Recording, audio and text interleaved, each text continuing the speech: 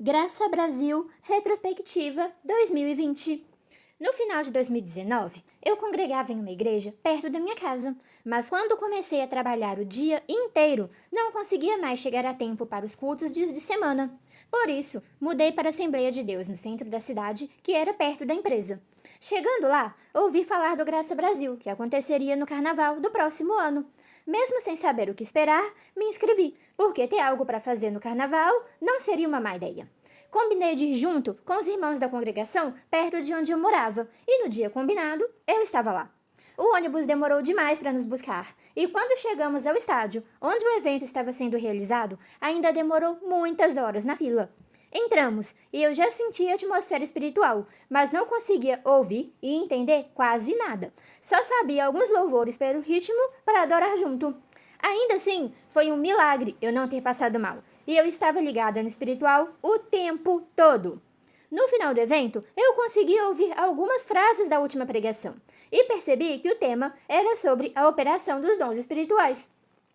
O pregador estava construindo uma linha de raciocínio de que devemos evitar tanto o formalismo quanto o emocionalismo.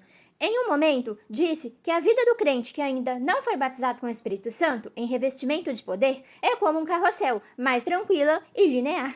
Mas a de quem já foi é como uma montanha russa, ora está lá em cima e ora lá embaixo. Mas é um caminho que não dá mais para negar ou voltar atrás porque é indispensável para o chamado.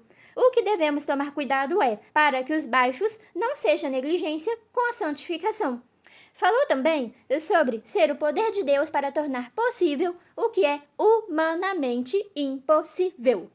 Nessa hora, foi como passar um filme pela minha cabeça. Eu lembrei dos anos em que eu não aceitava minhas experiências e o tanto de problema que isso me causou.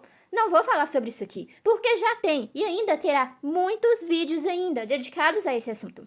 Lembrei também do que sempre dizia aos irmãos nessa situação que encontrei ao longo dos anos. Ou a pessoa desiste do chamado ou se destrói tentando com as próprias forças. Eu já fiz isso e não recomendo.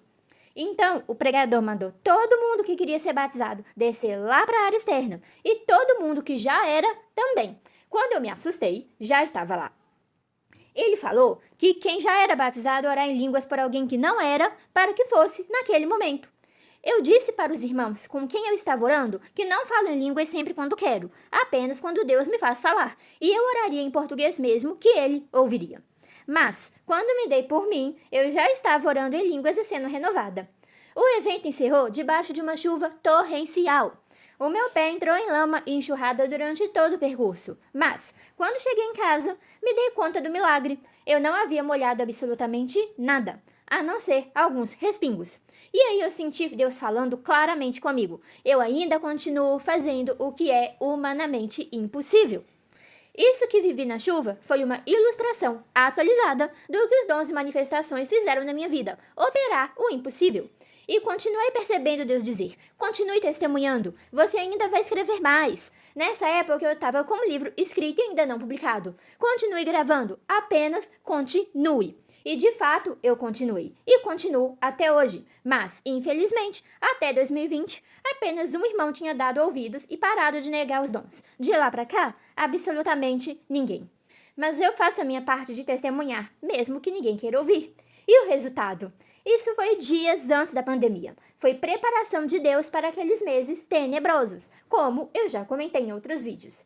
Ah, e como esquecer? Foi no Graça Brasil 2020 também que aprendi o hino Além do Rio Azul, que é lindo!